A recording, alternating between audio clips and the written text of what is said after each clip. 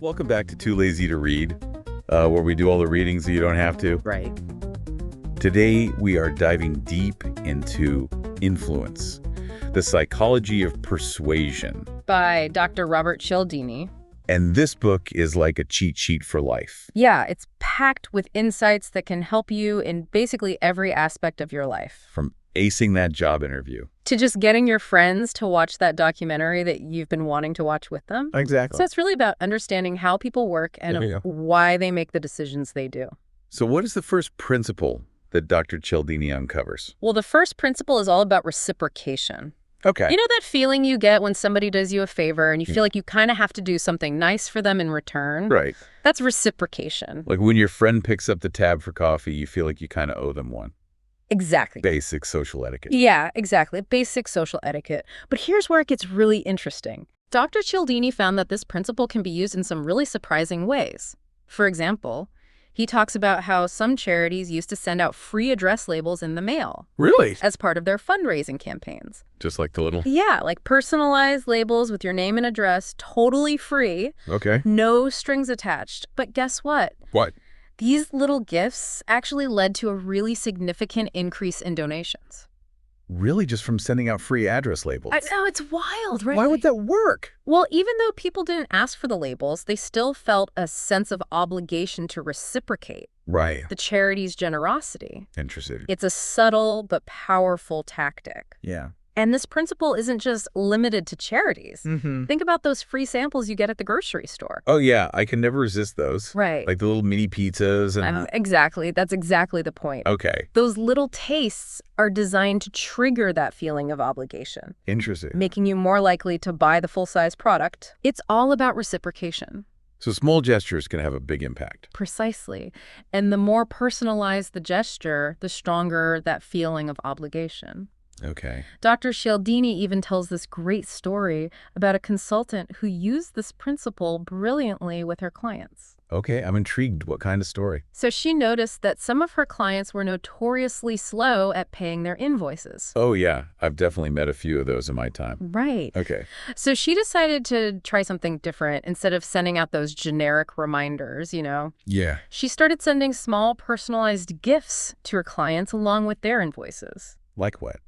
Well, she tailored the gifts to each client's interests. For one client who is an avid gardener, she sent a packet of rare flower seeds. Oh, that's cute. I know, right? Okay. And for another client who loved coffee, she sent a bag of gourmet beans from a local roaster. Okay, so not expensive gifts, but... Not expensive at all, but thoughtful. Yeah. And they showed that she really valued her clients.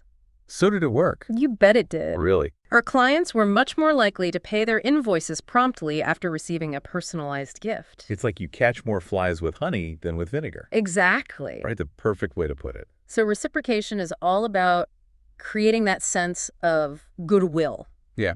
And obligation.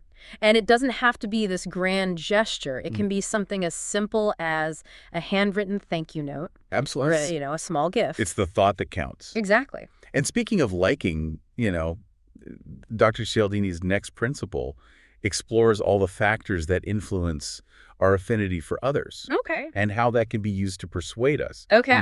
It might seem obvious, but we are way more likely to say yes to someone we like. Yeah, of course. Whether it's a friend asking for a favor or a salesperson trying to close a deal. For sure. But what are some of the things that make us like someone? Well, being genuine and kind definitely helps. Okay. But Dr. Cialdini points out some other surprising factors that can influence liking, and some of them might shock you.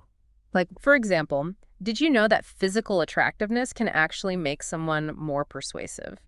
Wait, really? Yeah, it's not fair. But studies have shown that attractive people are often perceived as more intelligent, Really? more competent, and more trustworthy. Okay. It's called the halo effect. Oh, the halo effect. Where one positive characteristic like physical attractiveness can kind of spill over Yeah. and influence our overall impression of someone. So it's like being born with a built-in persuasion advantage. In a way, yes. But don't worry. Okay. There are other ways to boost your likability. Okay. Dr. Cialdini emphasizes the importance of similarity. Okay. We tend to like people who are similar to us. Yeah, that makes sense. Whether it's in terms of their interests, their values, or even their backgrounds. So finding common ground can make a big difference. Absolutely. And even small things can create a sense of similarity. Okay. Like, for example, Dr. Cialdini talks about a study where people were more likely to help someone who was wearing a similar shirt to them. Yeah, it's crazy how these subtle cues can influence our behavior. So if I want to persuade someone, I should try to find something we have in common. Exactly. Yeah. It could be anything from a shared hobby Okay. to a similar taste in music. The key is to establish that connection. And here's another tip. Compliments can go a long way. Dr. Cialdini even shares a story about a legendary car salesman who built a multi-million-dollar business on the simple phrase, "I like you." No way, just I like you. I know it sounds cheesy, but That's all it took. it worked like a charm. Really? Yeah, he knew that people are suckers for flattery. Yeah. And he used it to his advantage. He would greet every customer with Right. that simple phrase, and it would instantly disarm them and make them feel good. Yeah. And when people feel good, they're more likely to be open to persuasion. That's for sure. It's about creating that positive emotional connection. Yeah. Okay, so we've got reciprocation Right. and liking, both powerful principles that can be used for good or for evil. Absolutely. But what's next on Dr. Cialdini's list of persuasion techniques? Well, this one's a fascinating one. It's called social proof. Okay. You know how you sometimes find yourself doing something just because everyone else is doing it? Oh, yeah, I am so guilty of that. Like what? Like, when I see a long line outside a restaurant, I automatically assume it must be good, Right. even if I've never even heard of it before. That's social proof in action. Okay. We're wired to look to others for guidance, especially when we're uncertain about something. So it's like safety in numbers. Exactly. And marketers, they know this all too well. Think about those 9 out of 10 dentists recommend commercials. Oh, yeah? They're using social proof to make us think that everyone's using that particular toothpaste, so we should too. Yeah. But isn't social proof a good thing sometimes? Yeah. I mean, we do learn from others' experiences. Like, we watch reviews of things before we buy them. Exactly. Or read reviews. Yeah, social proof can be incredibly helpful, especially when we're in unfamiliar situations. It can save us time and effort and even protect us from harm. Yeah. But it can also be manipulated, for example. Think about those online reviews. Are they always genuine? That's a good point. Or how about those social media influencers who are paid to promote products? Right. You never know what's real and what's not. Exactly. So how can we avoid falling prey to false social proof? Yeah. What do we do? Well, the key is to be critical Okay. and do your research. Okay. Don't just blindly follow the crowd. Okay. Look for independent sources of information. Got it. And don't be afraid to question the status quo.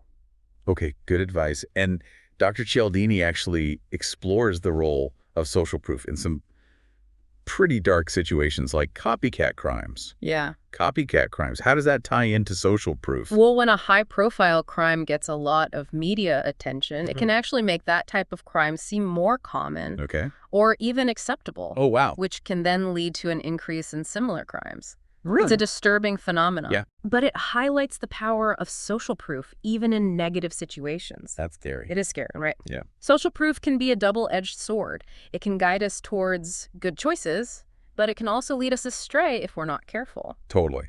And speaking of powerful forces that can shape our decisions, Dr. Cialdini's next principle dives into the often underestimated influence of authority. Okay. Authority. Yeah, you know, we're taught from a young age to respect authority figures. Yes. From our parents and teachers Right. to police officers and government officials. Right. And for good reason, right? Yes. Authority often represents knowledge, experience, and power. Right. It's like when a doctor tells you to take your medicine, you don't usually question it, you just do it. Right.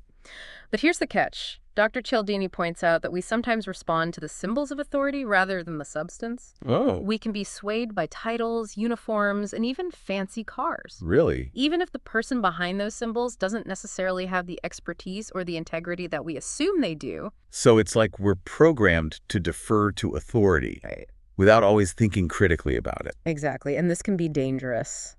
Yeah, I can see that. Dr. Cialdini gives this really chilling example of how blind obedience to authority can have these disastrous consequences.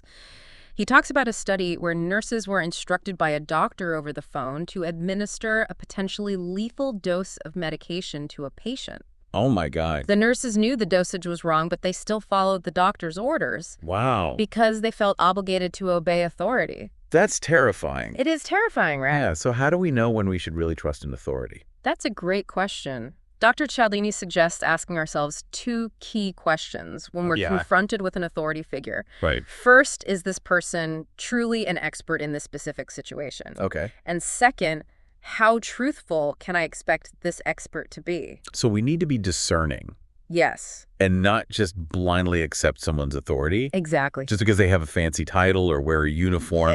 It's about being informed, thinking critically, and trusting your gut instinct. Yeah, Don't be afraid to question authority if something doesn't feel right. I like it. And now for a principle that I think you'll find particularly fascinating because it plays on one of our deepest human desires, Okay. the desire for something that we perceive as rare or exclusive. Okay. This is the scarcity principle. Scarcity mean like when there's only one item left in stock and you feel like you have to buy it before someone else does? Exactly. It's the idea that when something is scarce, we perceive it as more valuable and desirable. Right. It's why limited time offers exclusive deals and even government bans can make us irrationally crave something. Yeah. Even if we didn't even want it in the first place. I totally fall for that one all the time, like those limited edition products Yeah. that make you feel like you're missing out if you don't buy them. Right, there's that fear of missing out. Exactly. Dr. Cialdini explains that this is a powerful psychological trigger because we often associate scarcity with quality. If something is hard to get, it must be good, right? Makes sense. So scarcity creates this sense of urgency and desire. It does. Yep. Are there any examples where companies have used this principle really effectively? Oh, there are tons of examples. Think about the frenzy surrounding Cabbage Patch Kids back in the 1980s. Oh, yeah, I vaguely remember that. Those dolls were impossible to find. I remember people going crazy. Exactly. The limited supply created this massive demand, and people were paying outrageous prices Yeah. for those dolls. And it's not just toys. Think about how airlines and hotels use scarcity to sell seats in rooms. Oh, right. Yeah. You're constantly reminding you that there are only a few seats left at this price, or that the hotel is almost booked up. You have to act now. Exactly. It makes you feel like you have to act fast or you'll miss out. Totally. And it's a tactic that worked surprisingly well, even when we know it's a marketing ploy. And speaking of marketing ploys, Dr. Cialdini also shares a cautionary tale about how scarcity can backfire if a company tries to take away something that people love. Remember New Coke? I vaguely remember that. Yeah. Wasn't that like a huge flop? It was a total disaster. Coca-Cola decided to replace their classic formula with a new, sweeter version called New Coke. Oh, yeah. They thought people would love it, but they were wrong.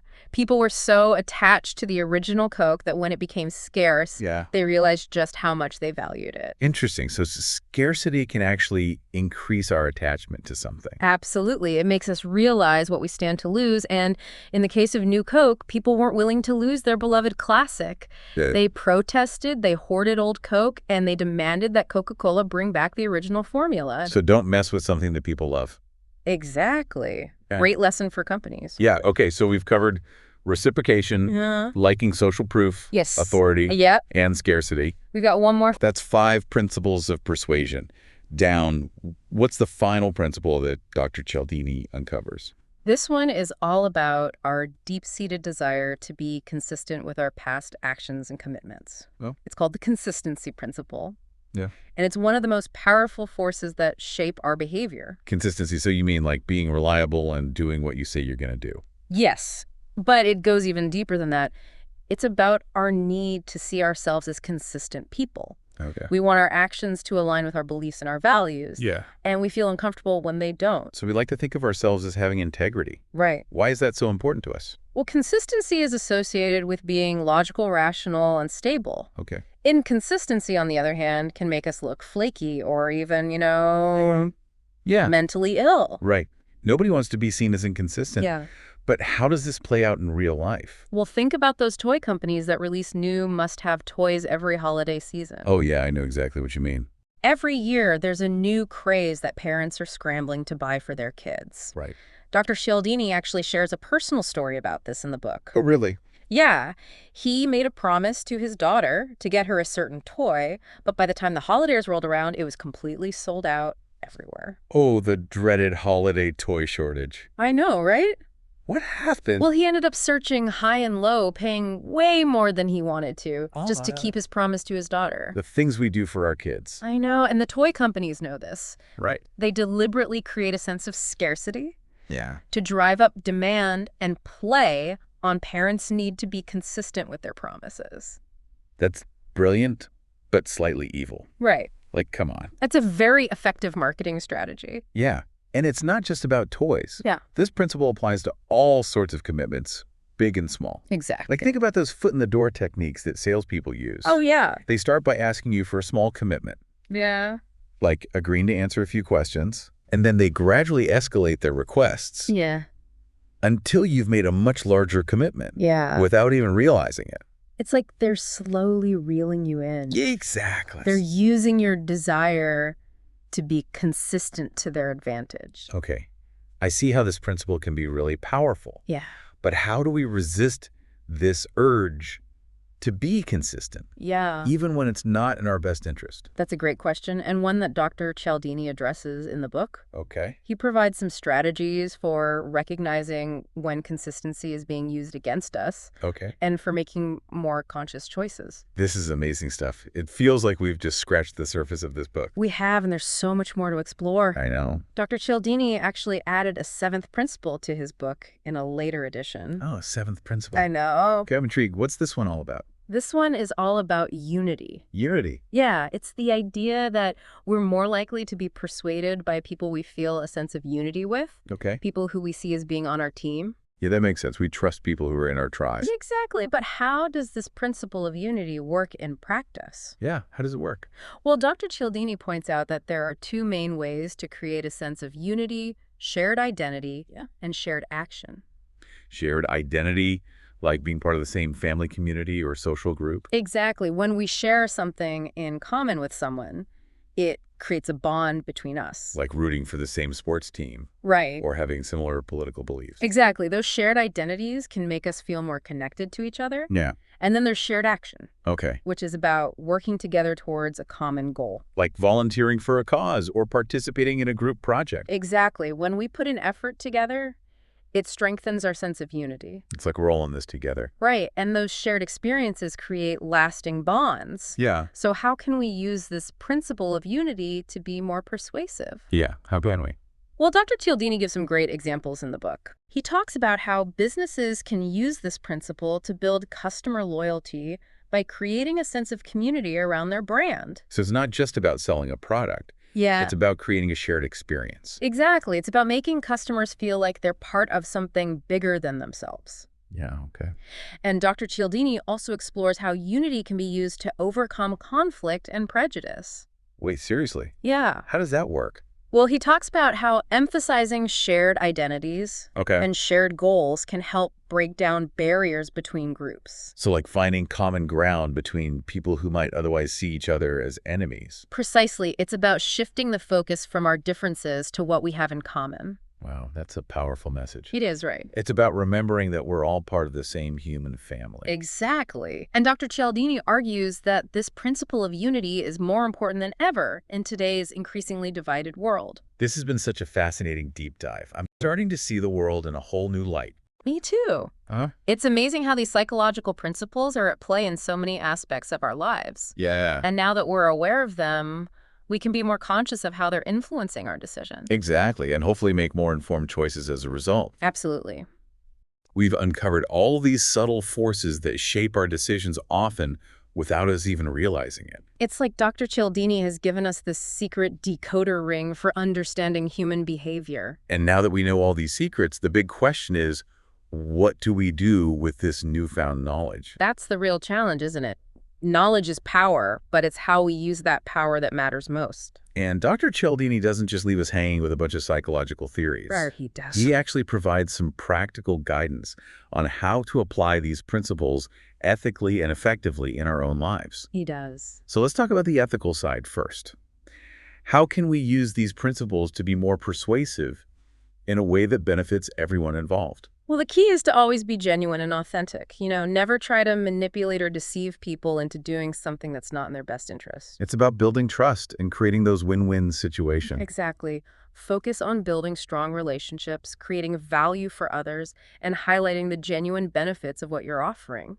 Like that consultant who used personalized gifts to get her clients to pay their invoices faster. Right. She wasn't trying to trick them. She was simply expressing her appreciation for their business and strengthening those relationships. And that made them more likely to reciprocate her kindness. Precisely. It's about using these principles to enhance existing connections and create positive outcomes for everyone. Now, what about the defensive side? Right.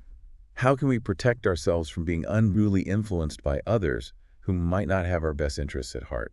Well, Dr. Cialdini offers some really valuable strategies for resisting those who might try to use these principles against us.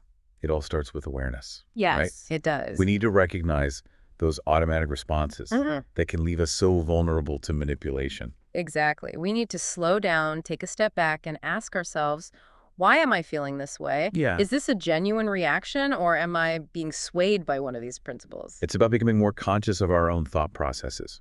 Exactly. And being wary of situations where these principles are likely to be used, like, high-pressure sales tactics or limited time offers. Yeah, those are red flags that should make us pause and think critically before making a decision. Absolutely. Don't be afraid to say no, even to people you like or respect if something doesn't feel right. It's about protecting your own interests. Yes. And making choices that are aligned with your values. This whole deep dive has been like a masterclass in understanding human behavior. I know, right? It really has. I feel like I've gained this whole new set of tools for navigating the complexities of the world. It's like Dr. Cialdini has given us a superpower. We can see the invisible strings that are influencing our choices, and we can choose whether to dance or to break free. So here's a final thought to ponder, dear listeners. Okay, I'm listening. Now that you're aware of these subtle forces of influence, how will you use them or resist them in your own life? That's a great question. Will you use your newfound knowledge to become a more effective communicator and influencer? Or will you use it to protect yourself from those who might try to manipulate you? The choice is yours. But one thing is certain, understanding these principles is the first step towards becoming a more conscious and empowered individual. Well said. And that's it for this episode of Too Lazy to Read. We hope you found this deep dive into the world of persuasion as enlightening as we did. We did. Remember, knowledge is power, and now you have the power to influence or resist influence in a way that benefits you and the world around you. Be sure to subscribe to our channel for more mind-expanding book summaries, and we'll see you next time for another deep dive into a world of fascinating ideas. See you then.